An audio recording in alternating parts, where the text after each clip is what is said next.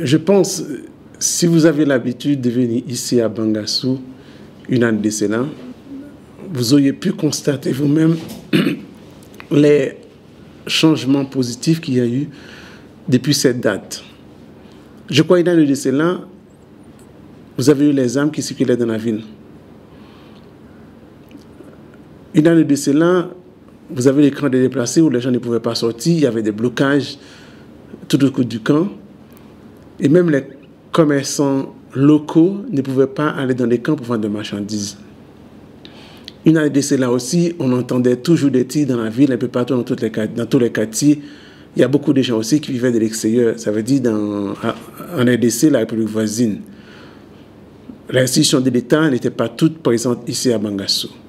Maintenant, la situation a complètement changé.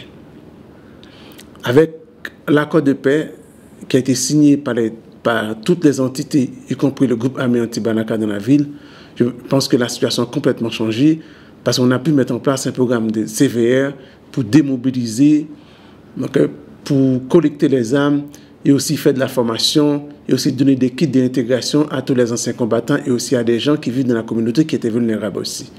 Je pense que vous pouvez constater aussi qu'il y a la montée en puissance de toutes les institutions de l'État. Et maintenant, nous avons le déploiement des FACA, le déploiement des FSI, vous avez le préfet avec tous ces organes déconcentrés, la majorité qui sont présents ici. Je pense que ça prouve que l'État reprenne ses activités tranquillement ici à Bangassou.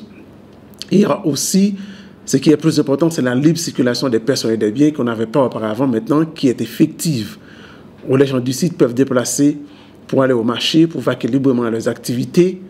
Et aussi, on a la preuve, le 30 mars, on a eu 11 familles qui ont décidé volontairement de regagner leur quartier d'origine. Il y a aussi des réfugiés qui habitaient de l'autre côté, qui commencent à venir à Bangassou. Vous avez constaté au niveau de la ville, il y a eu pas mal de projets, le projet de Londo, sans compter les CVR qui a englobé environ plus de 1500, 1600 personnes. Vous avez le projet de Londo qui vient de la ville, vous avez des ONG qui sont présentes. Ça veut dire qu'il y a un début d'activité économique au niveau de la ville. Et tous ces outils-là, toutes ces activités-là, ont permis d'avoir un climat de paix apaisé et ça a permis d'enclencher ce qu'on appelle la réconciliation locale, la réconciliation communautaire.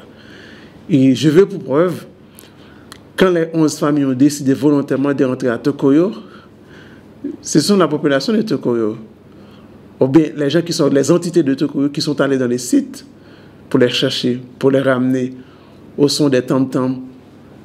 Et après, ils ont mis en place un comité d'accueil pour les recevoir. Et après, ils ont mis ensemble un comité de prévention et de gestion pacifique des conflits. Je pense que c'est la preuve que la situation s'améliore. On a fait un très bon pas en avant, mais je pense que le plus gros encore reste à faire, parce que maintenant, après ça, comme on vit dans une période après conflit, maintenant, il faut qu'il y ait un programme de relèvement économique, de relèvement communautaire. Et c'est ça qui nous manque jusqu'à présent. Et j'en profite de votre question pour lancer un appel aux institutions et aux agences de développement de pouvoir faire un tour à Bangassou, pouvoir faire une évaluation de la situation, pour voir exactement qu'est-ce qu'on pourrait faire. Est-ce que ce n'est pas le moment de saisir cette opportunité-là? Et je terminerai par là pour dire l'accord de paix local de Bangassou a créé une dynamique de toute la préfecture. Et c'est pourquoi dans toute la préfecture, même s'il y a des zones où il n'y a pas un accord local, on a constaté qu'il n'y a plus de barrières, de raquettages, et aussi des exactions commises par le groupe armé sur la population.